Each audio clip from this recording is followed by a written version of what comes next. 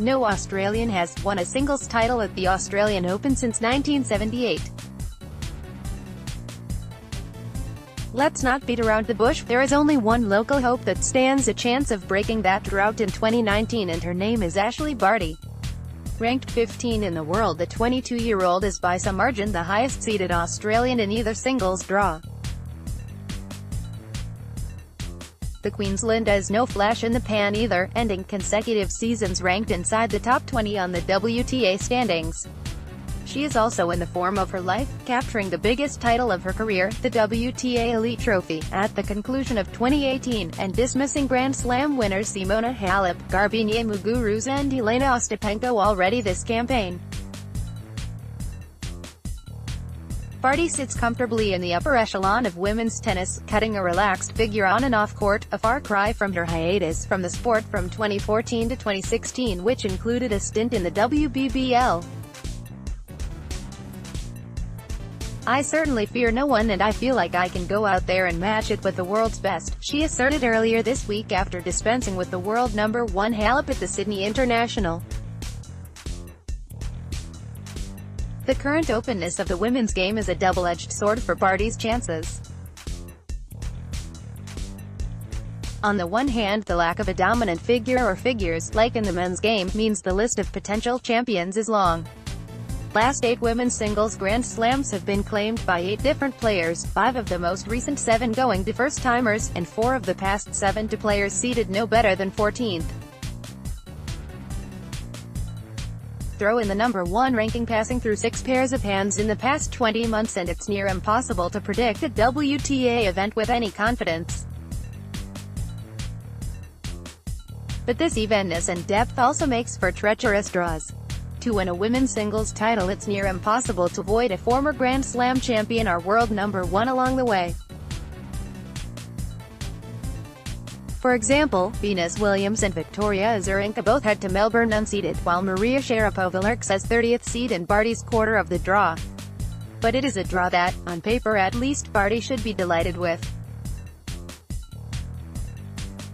The most dangerous pitfalls have been avoided until the 4th round, when she is scheduled to cross paths with defending champion Caroline Wozniacki.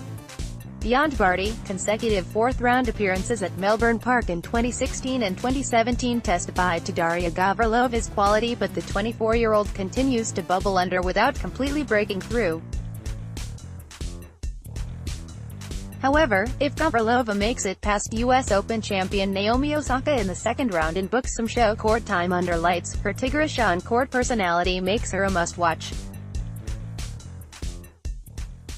Ajla Tomljanovic will also be a chance to give the home fans something to cheer after making a strong return from a serious shoulder injury, while the evergreen Sam Stosur continues to keep on keeping on in her 20th season as a professional.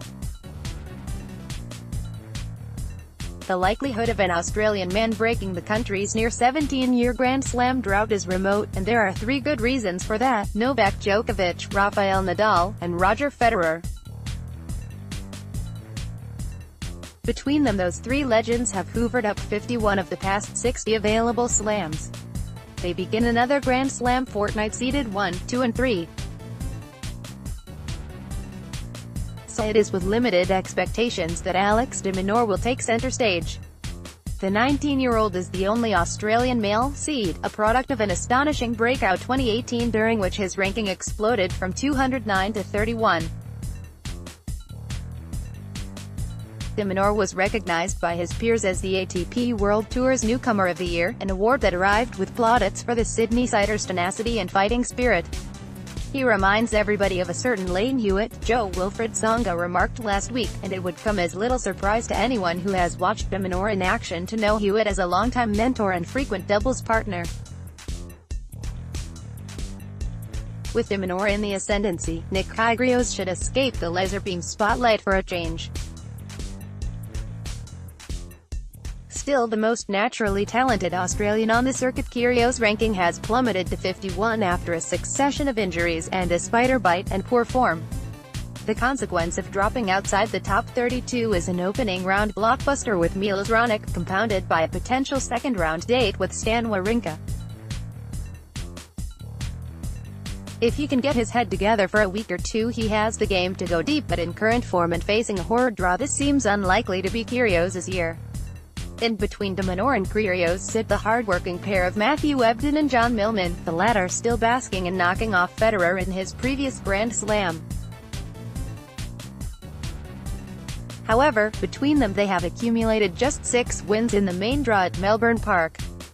Elsewhere, Bernard Tomic is showing glimpses of maturation, while Thanasi Kokkinakis, if he succeeds in qualifying, has the game to achieve greatness, but his body and mindset have not kept pace with his potential.